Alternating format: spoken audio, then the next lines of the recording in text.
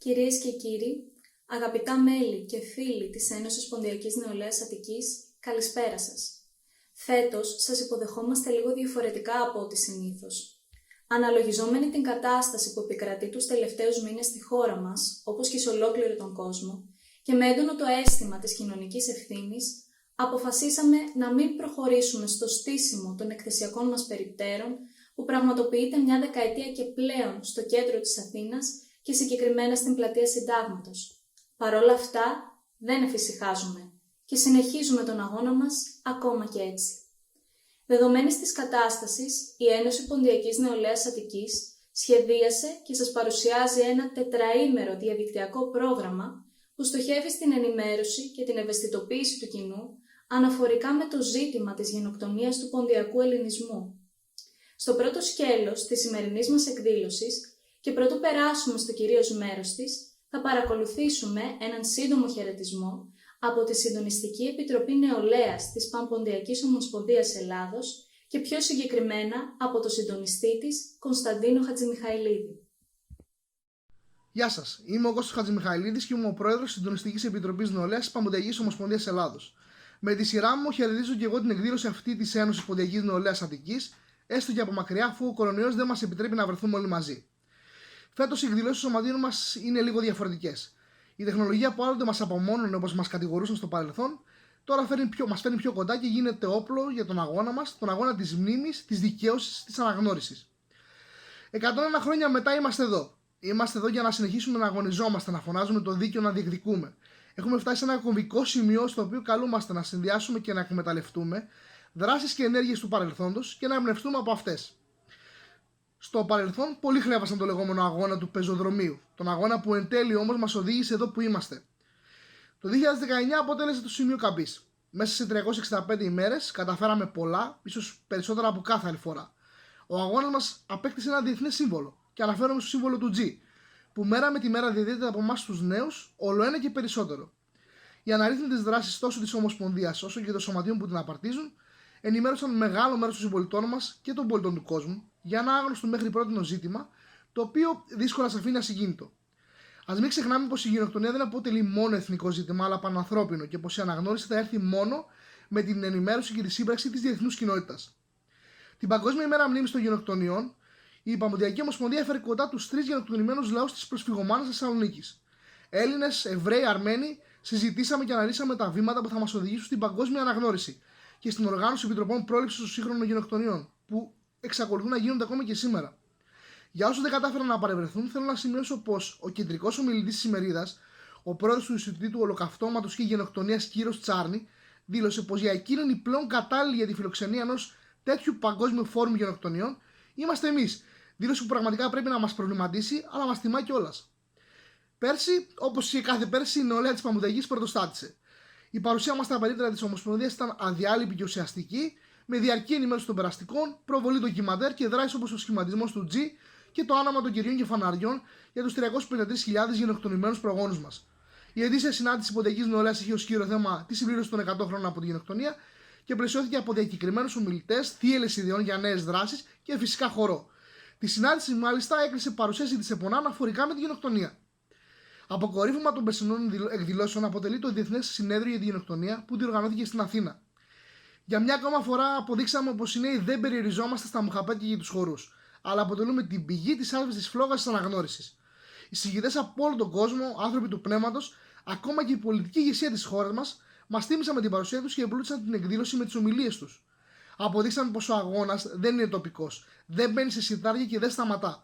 Όταν η νεολαία δουλεύει αδιάκοπα και δυναμικά, οι υποστηρικτές θα πληθώνουν και οι φωνές θα δυναμώνουν.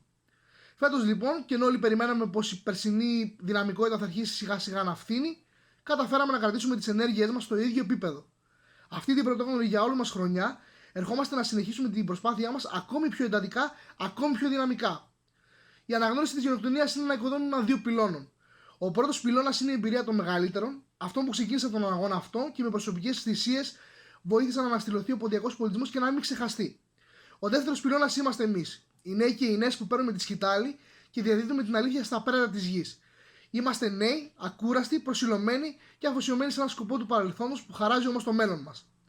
και κανένας δεν μπορεί να αγνοήσει την εικόνα ανθρώπων όπως εμείς που στην πιο παραγωγική τους ηλικία επιλέγουν να κουβαλήσουν το λάβαρο ενός από τα πιο αποτροπιαστικά εγκλήματα όλης κατά της ανθρωπότητας.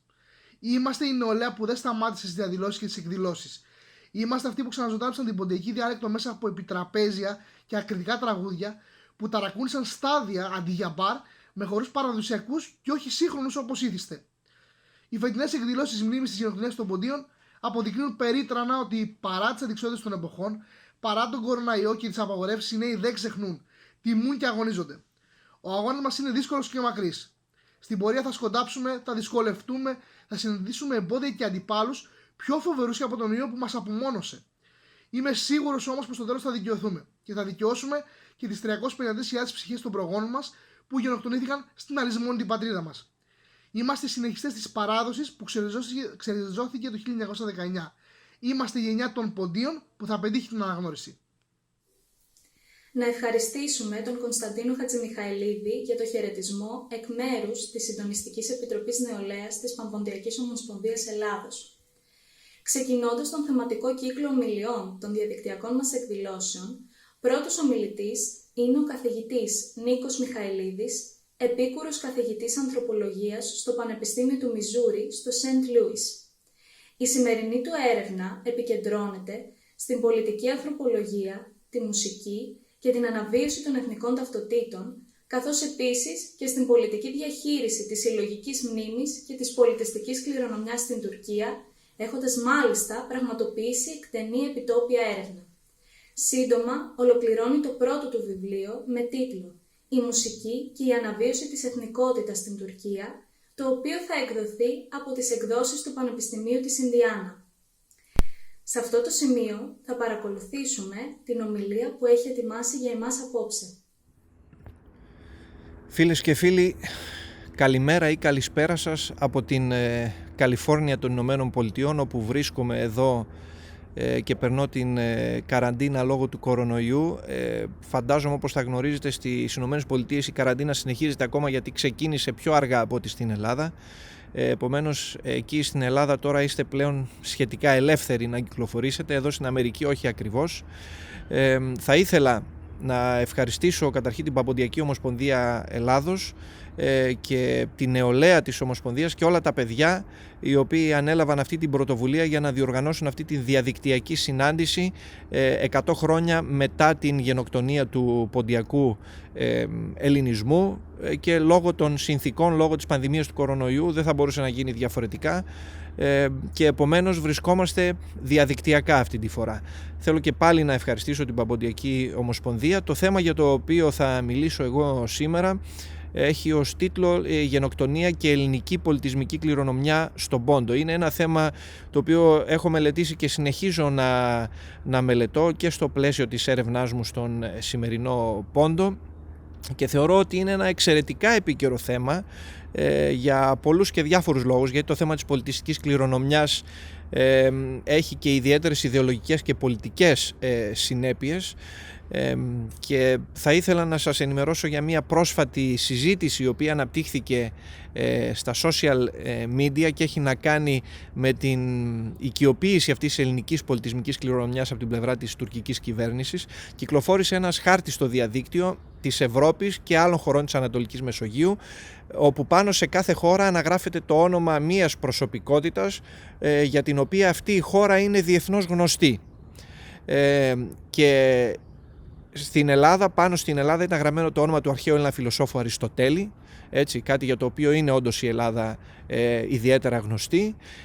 Το ενδιαφέρον όμως ήταν το τι είχε αναγραφεί πάνω από το χάρτη της Τουρκίας. Αν δει κανείς, πάνω στην Τουρκία έγραφε Όμηρος. Επομένως, και αυτό είναι γνωστό εδώ και δεκαετίες, ότι έχει υπάρξει προσπάθεια από διάφορες τουρκικές κυβερνήσεις να οικειοποιηθούν και να αλλοιώσουν, να περιγράψουν με διαφορετικούς τρόπους την αρχαία ελληνική κληρονομιά ευρύτερα του μικρασιατικού χώρου. Όπως ξέρουμε, ο Όμηρος γεννήθηκε στη Μικρά Ασία, και έχει ενδιαφέρον να σας αναφέρω ότι πριν από 30 περίπου χρόνια, όταν στην εξουσία στην Τουρκία βρισκόταν ο Τουργκούτ Οζάλ, προερχόμενος από το χώρο της τουρκικής δεξιάς και του πολιτικού Ισλάμ, είχε γράψει και ένα βιβλίο σχετικά με τον πολιτισμό της Ανατολίας, μέσα στο οποίο ανέφερε και τον ίδιο τον Όμηρο, τον οποίο βέβαια δεν χαρακτήριζε ως αρχαίο Έλληνα, αλλά τον χαρακτήριζε ως αρχαίο Ανατόλιαν, Ancient Anatolian, δηλαδή ως έναν φιλόσοφο της γεωγραφικής περιοχής που λέγεται Ανατολία. Κατανοείτε πόσο προβληματικός είναι αυτός ο διαχωρισμός, διότι ουσιαστικά απογύμνωνε τον Όμηρο από όλα τα εθνοτικά και πολιτιστικά χαρακτηριστικά του και τον παρουσίαζε ως ένα ουδέτερο φιλόσοφο, ο οποίος έτυχε να γεννηθεί και να μεγαλώσει στο χώρο της Μικράς Ασίας, που σήμερα είναι Τουρκία. Επομένως, η οικειοποίηση αυτής της πολιτιστικής κληρονομιάς, και όχι μόνο της ελληνικής αλλά και της κουρδικής και άλλων κληρονομιών αυτής της περιοχής, είναι μια σταθερή πολιτική της τουρκικής κυβέρνησης, και βέβαια είναι μια πολιτική η οποία συνδέεται και με τα γεγονότα, με το έγκλημα της γενοκτονίας στις αρχές του 20ου αιώνα. Γι' αυτό λοιπόν και επέλεξα σήμερα να μιλήσω για το θέμα της γενοκτονίας και τη σχέση του με την ελληνική πολιτιστική κληρονομιά στο σημερινό Πόντο. Γνωρίζουμε βέβαια για τη γενοκτονία αρκετά πράγματα, ήδη διάφοροι ιστορικοί έχουν κάνει σημαντικές μελέτες, βέβαια η γνώση αυτή συνεχίζει να αυξάνει. Δεν γνωρίζουμε όμως τι συνέβη μετά το 1923 στην περιοχή η οποία ονομάστηκε Τουρκία, και ιδιαίτερα στις βορειοανατολικές επαρχίες της, δηλαδή στην περιοχή του Πόντου. Τι συνέβη με όλη αυτή την πολιτιστική κληρονομιά την οποία άφησαν οι προγονείς μας σε αυτά τα μέρη. Η γλώσσα, η ποντιακή διάλεκτος, η οποία συνέχισε να ομιλείται από τους απογόνους των εξισλαμισθέντων Ελλήνων της περιοχής. Η ποντιακή διάλεκτος, η ρωμαϊκά όπως το ονομάζουν. Τι συνέβη με την γλώσσα λοιπόν, τι συνέβη με τη μουσική, τι συνέβη με την αρχιτεκτονική. Θα έχετε δει φωτογραφίες, ο Πόντος είναι διάσπαρτος με ελληνικά χριστιανικά μνημεία, μοναστήρια, εκκλησίες, ιδιωτικές κατοικίες με υπέροχη νεοκλασική αρχιτεκτονική. Επίσης δημόσια κτίρια, σχολεία, νοσοκομεία κτλ. Πώς χρησιμοποιούνται αυτά από το τουρκικό κράτος, τι είδους αφηγήματα παράγουν, πώς τα παρουσιάζουν και στη δική τους κοινή γνώμη, αλλά και στους ξένους οι οποίοι επισκέπτονται αυτές τις περιοχές ως τουρίστες. Και αυτό έχει μεγάλη σημασία, πρέπει να το αναφέρω, γιατί η τουρκική τουριστική βιομηχανία επωφελείται πάρα πολύ από τα ελληνικά και χριστιανικά μνημεία. Ένας σημαντικός λόγος για τον οποίο πολλοί ξένοι επισκέπτες πηγαίνουν σε αυτά τα μέρη είναι για να δουν μοναστήρια και για να δουν σε άλλες περιοχές Μικράς Ασίας, να δουν τα αρχαία θέατρα και δημόσια κτίρια κτλ. Επομένως, το τουρκικό κράτος από τη δεκαετία του 20 και έπειτα οικειοποιήθηκε όλες αυτές τις διαφορετικές πολιτιστικές κληρονομιές προς ίδιον όφελος. Δεν τις παρουσίασε ακριβώς ως τουρκικές, γιατί αυτό, αν και έγινε και αυτή η προσπάθεια και κατέπεσε βέβαια στο κενό, όμως προσπάθησε όλη αυτή την πολιτιστική κληρονομιά να την απογυμνώσει από την ελληνική, κουρδική, αρμενική, αραβική καταγωγή τους κτλ. Επομένως, σήμερα έχει ιδιαίτερο ενδιαφέρον να μιλήσουμε για αυτή την πολιτιστική κληρονομιά, γιατί ακριβώς θεωρώ ότι η οικειοποίησή της από το τουρκικό κράτος είναι η συνέχεια και το τελικό στάδιο της γενοκτονίας, αφού το τουρκικό κράτος, οι νεότουρκοι, εξόντωσαν τον ελληνικό χριστιανικό πληθυσμό της περιοχής, και όσοι επιβίωσαν ήρθαν στην Ελλάδα ως πρόσφυγες στη Ρωσία και σε άλλα μέρη. Όσοι απέμειναν πίσω στον Πόντο εξισλαμίστηκαν και έζησαν εκεί, συνεχίζοντας να μιλούν την ποντιακή διάλεκτο. Το επόμενο βήμα που έπρεπε να κάνει το τουρκικό κράτος ήταν να εξαφανίσει τα ίχνη της ελληνικής πολιτιστικής παρουσίας από τον Πόντο. Και πώς γίνεται αυτό? Γίνεται με διάφορους τρόπους, μέσα από την εκπαίδευση, μέσα από εκδηλώσεις, μέσα από προπαγάνδα κτλ. Σήμερα θα σας μιλήσω ιδιαίτερα για τον ρόλο που έπαιξε η μουσική σε αυτή τη διαδικασία εξαφάνισης των της ελληνικής πολιτιστικής παρουσίας στην περιοχή. Πριν όμως μιλήσω για το σήμερα, είναι απαραίτητη μια πολύ σύντομη ιστορική αναδρομή, να δούμε τι συνέβη στην περιοχή του Πόντου τον 19ο αιώνα. Γνωρίζουμε ότι ένα κομμάτι του ελληνικού πληθυσμού εξισλαμίζεται, όπως γνωρίζουμε πολύ καλά από γραπτές πηγές. Και τι συμβαίνει όμως σε αυτούς τους πληθυσμούς, οι οποίοι αν και εξισλαμίστηκαν, συνέχιζαν να ομιλούν την ποντιακή διάλεκτο, και πολλοί από αυτούς συνέχιζαν να ακούν και ποντιακή λύρα και να παίζουν ακόμα. Από γραπτές πηγές που έχουμε μελετήσει, αλλά και από προφορικές μαρτυρίες και σημερινών κατοίκων της περιοχής, σταδιακά υπήρξε ένας στιγματισμός της ποντιακής λύρας. Για παράδειγμα, πήγαιναν μουσουλμάνοι ιεροκήρυκες στα χωριά των ελληνόφωνων πληθυσμών και τους παρότριναν να μην ακούν ποντιακή λύρα, διότι αυτό είναι όργανο των χριστιανών απίστων, εντός εισαγωγικά, με βάση την Ισλαμική αντίληψη των πραγμάτων, ότι η λύρα είναι όργανο των χριστιανών απίστων, επομένως εσείς ως καλοί μουσουλμάνοι τώρα δεν πρέπει να ακούτε αυτό το όργανο. Και επομένως σταδιακά δημιουργήθηκε μια φοβία απέναντι στη λύρα και ένας στιγματισμός, και είναι μάλιστα πολύ χαρακτηριστικό ότι σε διάφορες κοινότητες του σημερινού Πόντου υπάρχει το εξής. το οποίο το αφηγούνται οι παλαιότεροι. Ιδιαίτερα πριν από 50-60 χρόνια έλεγαν ότι για να μάθεις να παίζεις καλή λύρα θα πρέπει να διαπράξεις τουλάχιστον 13 σοβαρές αμαρτίες.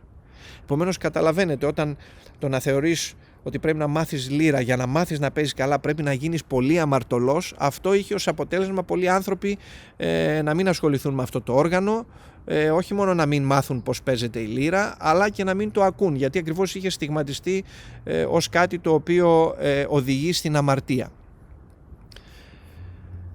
Επομένως, έχουμε τον στιγματισμό της ποντιακής λύρας και μουσικής από την Ισλαμική θρησκεία, και αυτό μπορούμε να το δούμε και στο επίπεδο των αριθμών. Είχαν μείνει πολύ λίγοι λυράριδες σε διάφορες περιοχές και επίσης ακόμα πολύ λιγότεροι οργανοποιοί. Δεν είναι υπερβολή να πούμε ότι η λύρα σχεδόν κινδύνευσε με εξαφάνιση. Δεν εξαφανίστηκε, οι άνθρωποι στα χωριά συνέχιζαν να παίζουν και να ακούν, αλλά αυτό έμεινε πολύ τοπικό, εγκλωβισμένο στα χωριά και στις κοινότητές τους και στις παρέες τους κτλ. Και παρά τις θρησκευτικές πεποιθήσεις, λοιπόν, η λύρα δεν εξαφανίστηκε σε αυτές τις κοινότητες, επιβίωσε, όμως δέχτηκε και ένα άλλο χτύπημα μετά από μερικές δεκαετίες, το 1923 και έπειτα, όταν δημιουργήθηκε τουρκικό εθνικό κράτος στα εδάφη της Ανατολίας, και καθ' όλη τη διάρκεια του 20ου αιώνα είδαμε ότι η δημιουργία, η επιτέλεση και η ακρόαση μουσικής τέθηκαν υπό τον αυστηρό έλεγχο και τη διαχείριση των κρατικών αρχών. Η μουσική δηλαδή ήταν ελεγχόμενη από το κράτος στις αρχικές δεκαετίες του τουρκικού κράτους.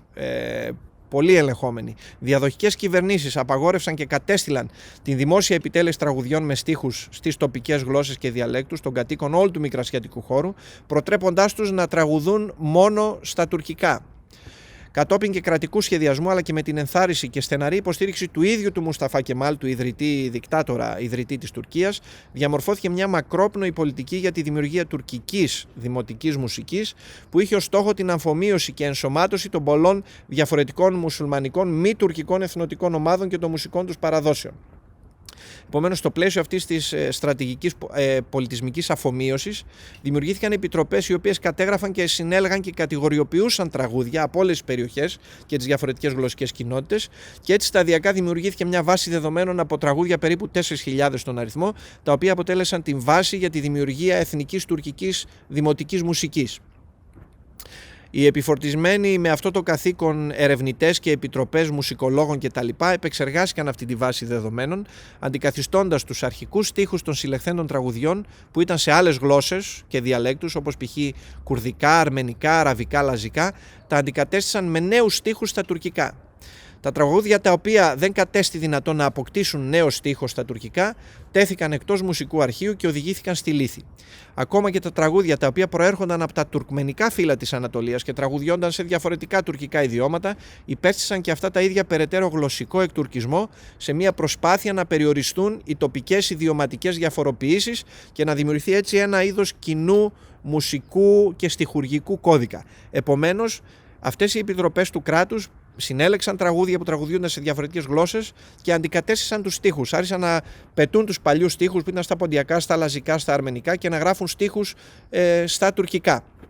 Αυτή η παρέμβαση όμως του κράτους δεν αφορούσε μόνο στους στίχους των τραγουδιών, αλλά και ακόμα στις ίδιες τις μελωδίες και τα όργανα με τα οποία παίζονταν αυτές οι μουσικές.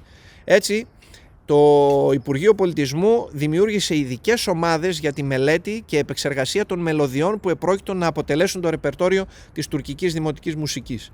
Οι ομάδες αυτές όρισαν και επέβαλαν συγκεκριμένους κανόνες και τρόπους παίξηματος της κάθε μελωδίας, αλλάζοντας έτσι τον ηχητικό χαρακτήρα του κάθε τραγουδιού.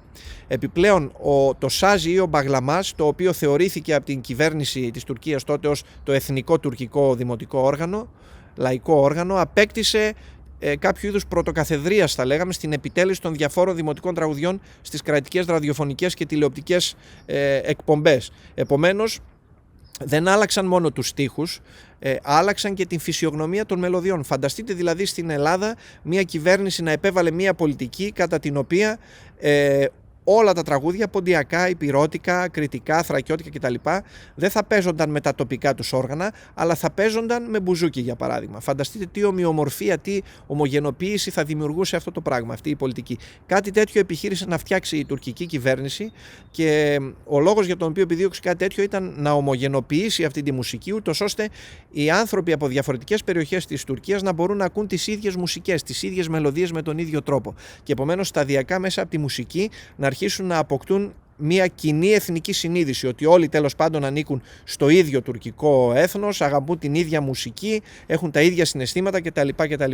Επομένως βλέπουμε πόσο σημαντική και πόσο αποτελεσματικό πολιτικό εργαλείο ήταν η μουσική για την τουρκική κυβέρνηση στην προσπάθειά της να ομογενοποιήσει διαφορετικούς πληθυσμούς χρησιμοποιώντας τα ίδια τα τραγούδια τους. Επομένως, προσπάθεια ομογενοποίησης και αφομοίωσης αυτών των πληθυσμών μέσα από την αλλαγή και αλλίωση των μουσικών τους παραδόσεων. Όμως παρόλα αυτά θα πρέπει να πούμε και θα πω λίγα περισσότερα πράγματα παρακάτω. Παρόλα αυτά, παρά τις πολιτικές αφομοίωσεις που κράτησαν για δεκαετίες, η ποντιακή μουσική, όπως και άλλες μουσικές, κατάφεραν να επιβιώσουν. Στις τοπικές κοινότητες, στο επίπεδο των χωριών, οι άνθρωποι συνέχιζαν να ακούν ποντιακή λύρα, αλλά όπως προανέφερα, αυτό είχε μείνει στο πλαίσιο του χωριού και της κοινότητας και ίσως και της οικογένειας ενδεχομένως. Βλέπουμε σε διάφορες γραπτές μουσικολογικές πηγές, για παράδειγμα ενός πολύ γνωστού και μαλιστή εθνικιστή μουσικολόγου του Μαχμούτ Γκαζί Μιχάλ, ο οποίος είχε γράψει ένα κείμενο στη δεκαετία του 30, στο οποίο προσπαθούσε να περιγράψει την καταγωγή της ποντιακής λύρας. Θέτει λοιπόν το ερώτημα, από πού προέρχεται η λύρα, όχι ποντιακή, δεν την ονομάζουν ποντιακή, από πού προέρχεται η λύρα που παίζουν σήμερα οι κάτοικοι της Τραπεζούντας. Και ο Γκαζί Μιχάλ προσπάθησε να αναπτύξει δύο θεωρίες. Η μία έλεγε, το ένα επιχείρημα έλεγε ότι η λύρα έφτασε στην Τραπεζούντα από την Ιταλία κατά τη διάρκεια των Μεσαίωνα λόγω των Γενουατών κτλ. Και ένα άλλο επιχείρημα ή μια θεωρία, αν θέλετε, η οποία υποστήριζε ότι η λύρα έφτασε στην Τραπεζούντα από την Κεντρική Ασία με την έλευση των τουρκικών νομαδικών φύλων που εγκαταστάθηκαν εκεί από τον 9ο μέχρι τον 11ο αιώνα. Επομένως βλέπουμε μια προσπάθεια και μαλιστών Τούρκων μουσικολόγων να παράξουν, να δημιουργήσουν ψευδοεπιστημονικά επιχειρήματα με βάση τα οποία θα έπειθαν και τον πληθυσμό της περιοχής ότι αυτή η μουσική παράδοση δεν έχει καμία σχέση με τους Έλληνες ή κάποια άλλη παράδοση με τους Αρμένιους, τους Λαζούς κτλ. Ότι αυτή η παράδοση κατά πάσα πιθανότητα είναι μια τουρκική μουσική παράδοση. Επομένως δεν αλλίωσαν μόνο τους στίχους γράφοντας τουρκικούς στίχους σε άλλα τραγούδια, ούτε μόνο τις μελωδίες αντικαθιστώντας τα όργανα, αλλά επιχείρησαν να παράξουν και ένα αφήγημα το οποίο θα εξηγεί την ιστορία αυτών των μουσικών παραδόσεων και της ποντιακής βέβαια μουσικής παράδοσης ανάμεσα στις υπόλοιπες. Αυτή η πολιτική ήταν μια πολιτική την οποία έπαιρνε πολύ στα σοβαρά το τουρκικό κράτος, ένα ολόκληρο Υπουργείο Πολιτισμού που έχει έναν τεράστιο προϋπολογισμό επιχειρούσε για δεκαετίες και συνεχίζεται σε κάποιο βαθμό μέχρι και σήμερα, επιχειρούσε να αναπτύξει και να διαδώσει αυτές τις πολιτικές και ιδεολογίες στους πολίτες της χώρας. Όμως βλέπουμε ότι τα τελευταία 15-20 χρόνια παρατηρούμε αυτό που ονομάζω την επιστροφή των καταπιεσμένων μουσικών, των μελωδιών, των στίχων κτλ. Οι οποίες καταπιεσμένες μουσικές επανέρχονται στη σημερινή Τουρκία, στη νέα γενιά, ως ethnic μουσική, η οποία ethnic μουσική άρχισε να κάνει πιο έντονη την παρουσία της τα τελευταία 20 περίπου χρόνια, ειδικά μετά την άνοδο του Ισλαμικού κινήματος του ΑΚΠ στην εξουσία στις αρχές του 2000 και του ίδιου του Ταγίπ Ερντογάν και στην σχετική ανεκτικότητα που σταδιακά επιδείχθηκε στην δημόσια χρήση στίχων σε γλώσσες και διαλέκτους που δεν ήταν τουρκικές. Μέχρι τότε η ηχογράφηση και δημόσια διακίνηση τραγουδιών σε οποιαδήποτε από τις μη τουρκικές γλώσσες της Ανατολίας ήταν νομικά απαγορευμένη, αλλά και κυρίως ήταν πολιτικά και ηθικά στιγματισμένη ως ένα είδος διαμελιστικής προπαγάνδας. Όμως παρά την καταστολή και περιθωριοποίηση πολλών δεκαετιών, αυτές οι γλώσσες και οι διάλεκτοι κατάφεραν να επιβιώσουν μέχρι σήμερα και εξακολουθούν να ομιλούνται σε διαφορετικές περιοχές και ιδιαίτερα στον Πόντο, για τον οποίο ομιλούμε και μας ενδιαφέρει ιδιαίτερα, η ποντιακή διάλεκτος κατάφερε να επιβιώσει και θα έλεγα σιγά σιγά ότι αναγεννάται στο πλαίσιο των νέων ερευνητών, τραγουδιστών, λιράριδων κτλ. Έτσι θα δούμε ότι έχουν κάνει την εμφάνισή τους τα τελευταία χρόνια πολλά CD, τα οποία έχουν τραγούδια με στίχους στα λαζικά, στα αρμενικά, στα ποντιακά βεβαίως, στα γεωργιανικά, στα τσερκέζικα και σε άλλες γλώσσες οι οποίες επιβίωσαν, και ιδιαίτερα πρέπει να πούμε ότι τα ποντιακά έχουν μια ιδιαίτερη δημοφιλία. Αυτά τα τραγούδια στην σημερινή Τουρκία, στο σημερινό Πόντο, τα ονομάζουν ρωμαίικα, όπως γνωρίζετε φαντάζομαι περισσότεροι. Και επίσης, πέρα από τις επίσημες κυκλοφορίες, αρκετοί νέοι μουσικοί αλλά και δίκτυα ακροατών και υποστηρικτών τους διακινούν αυτές τις ηχογραφήσεις χρησιμοποιώντας το YouTube και το Facebook. Σκοπός δεν είναι μόνο να μοιραστούν την αγαπημένη τους μουσική και τραγούδια, αλλά και να προκαλέσουν συζήτηση και προβληματισμό. Δηλαδή όλα αυτά τα αναρτημένα βίντεο που βλέπετε και εσείς φαντάζομαι με ποντιακή μουσική και στίχο από την Τραπεζούντα παρακολουθούνται από χιλιάδες πολίτες της Τουρκίας, οι οποίοι γράφουν τις προσωπικές τους απόψεις όχι μόνο για την ποιότητα του τραγουδιού, αλλά και για μια σειρά από θέματα που έχουν να κάνουν με την τουρκική εθνική ιστορία, τις κρατικές πολιτικές, το ζήτημα της ταυτότητας, της συλλογικής μνήμης και της ταυτότητας των ίδιων των ανθρώπων που ζουν σήμερα στην Τραπεζούντα, αλλά και τις σχέσεις αυτών των ανθρώπων με τους σημερινούς Έλληνες. Επομένως, η ποντιακή μουσική μπορούμε να πούμε ότι σήμερα ο τρόπος που οι άνθρωποι την ακούν και το τι σημαίνει για αυτούς τους ανθρώπους σήμερα δεν είναι απλώς μια μουσική την οποία ακούν για ευχαρίστηση ή για νοσταλγία. Είναι μια, θα έλεγα, τεχνολογία μέσα από την οποία χρησιμοποιούν για να ξανασκεφτούν την ταυτότητα και το παρελθόν τους. Μέσα από τη μουσική δηλαδή αναδημιουργούν τη δική τους αίσθηση του ποιοι είναι, της δικής τους ταυτότητας. Αυτό το φαινόμενο το έχω ονομάσει αναγέννηση της εθνοτικής ταυτότητας και μουσική αναγέννηση. Αυτές οι δύο διαδικασίες πάνε χέρι με χέρι. Άλλωστε και στη δική μας περίπτωση, στον ελλαδικό χώρο, θα δείτε ότι η μουσική είναι ένα από τα βασικότερα στοιχεία της ποντιακής ταυτότητας. Έτσι. Χωρίς τη μουσική τα πράγματα θα ήταν πάρα πολύ διαφορετικά. Φανταστείτε πόσο πιο σημαντική είναι αυτή η πρόκληση της μουσικής και πόσο πιο σπουδαίο ρόλο θα έλεγα ότι παίζει η μουσική στους ανθρώπους σημερινής Τραπεζούντας, ιδιαίτερα σε αυτούς που μιλούν ποντιακά, στο να ξαναέρθουν σε επαφή με το ιστορικό τους παρελθόν και να αναδημιουργήσουν ή ανακαλύψουν ή όπως θέλουμε να το πούμε την ιστορική τους ταυτότητα. Επομένως, η μουσική δεν είναι απλώς μουσική, αλλά είναι και ιδεολογία και πολιτική, ιδιαίτερα στο πλαίσιο της σημερινής Τουρκίας, γιατί πέρα από το συναίσθημα και τη φαντασία, με τη μουσική επανέρχονται και οι στίχοι, επανέρχεται η γλώσσα, επανέρχεται η διάλεκτος. Έτσι.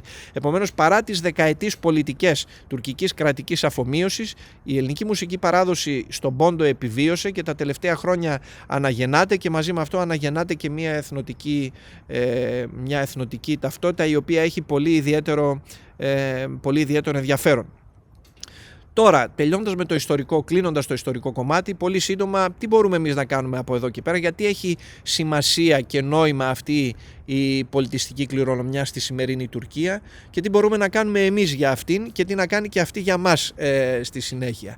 Επομένως, θα ήθελα να καταθέσω πολύ σύντομα 3-4 προτάσεις για σκέψη και για συζήτηση. Θεωρώ ότι το πρώτο πράγμα που θα πρέπει να κάνουμε με τις οργανώσεις μας, αλλά και ως άτομα, είναι να εντατικοποιήσουμε τις συνεργασίες μας με μουσικούς, με διανοουμένους και με ακτιβιστές από το σημερινό Πόντο, οι οποίοι είναι άνθρωποι δημοκρατικών πεποιθήσεων. Είναι μια μικρή ομάδα, δεν είναι πάρα πολλοί, αλλά υπάρχει μια μαγιά με την οποία μπορούμε να συνεργαστούμε και θα πρέπει να συνεχίσουμε να καλλιεργούμε και μαζί αυτή τη μουσική και αυτή την διάλεκτο. Επομένως, εντατικοποίηση, να χτίσουμε και άλλες γέφυρες και να εντατικοποιήσουμε τις συνεργασίες μας.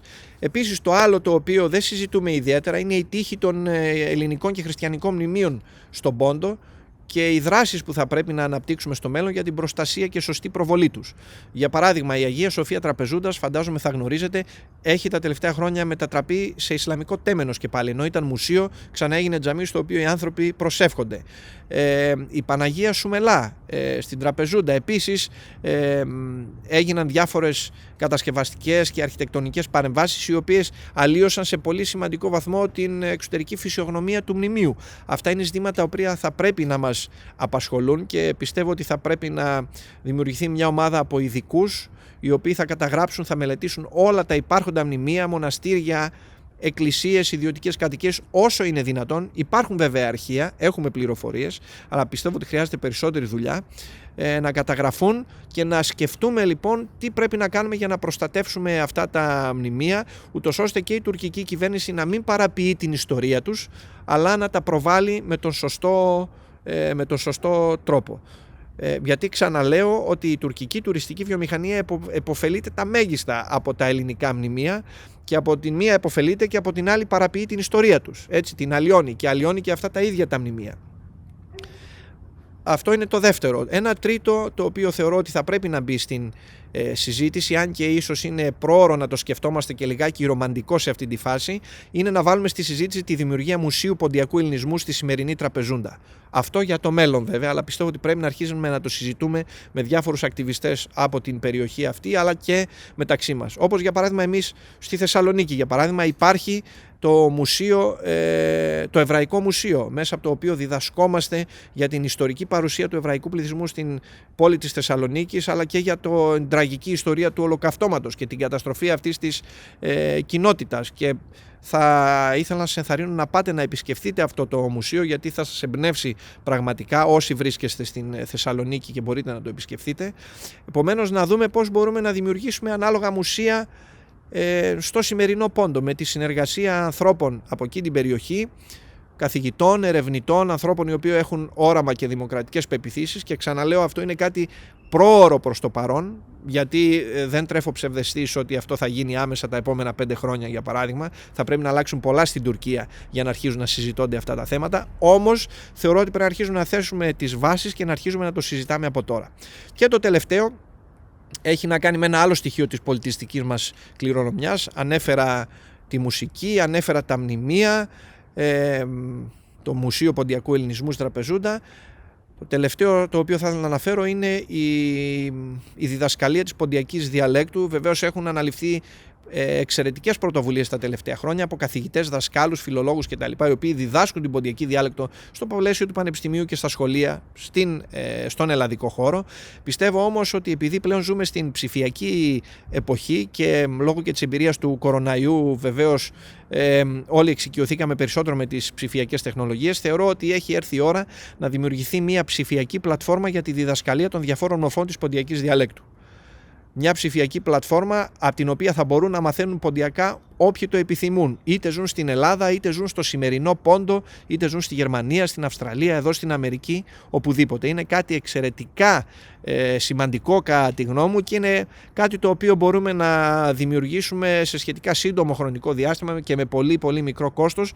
Γιατί ξαναλέω, επαναλαμβάνω ότι η ποντιακή διάλεκτος δεν ζει μόνο στον ελλαδικό χώρο, ζει και στο σημερινό Πόντο, στη σημερινή Τραπεζούντα. Χιλιάδες νέοι οι οποίοι είτε μιλούν οι ίδιοι ποντιακά, είτε οι πρόγονοί τους μιλούσαν ποντιακά, και αυτό το βλέπουμε και στην ποντιακή μουσική σήμερα, όπως εξελίσσεται στην ιστορική Τραπεζούντα, όπου έχουμε από τη μια μεριά καλλιτέχνες οι οποίοι τραγουδούν στα ποντιακά και έχουν την ποντιακή διάλεκτο ως μητρική τους γλώσσα, και μια ομάδα καλλιτεχνών οι οποίοι δεν γνωρίζουν ποντιακά, η μητρική τους γλώσσα είναι η τουρκική, διότι μεγάλωσαν σε ένα αστικό περιβάλλον με διαφορετικές ομάδες κτλ.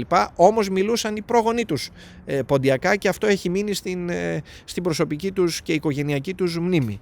Επομένως, υπάρχουν όλοι αυτοί οι άνθρωποι οι οποίοι θα ήθελαν να ξαναμάθουν σε κάποιο βαθμό τουλάχιστον την ποντιακή διάλεκτο, να έρθουν σε επαφή με αυτόν τον τεράστιο γλωσσικό πλούτο, και πιστεύω ότι η δημιουργία μιας ψηφιακής πλατφόρμας για τη διδασκαλία της ποντιακής διαλέκτου θα μας ωφελούσε όλους πολλαπλώς. Θα ήθελα να σταματήσω εδώ. Σας ευχαριστώ πάρα πολύ καταρχήν για την πρόσκληση και την διαδικτυακή φιλοξενία, και ελπίζω να έχουμε την ευκαιρία να τα πούμε ξανά σύντομα και από κοντά.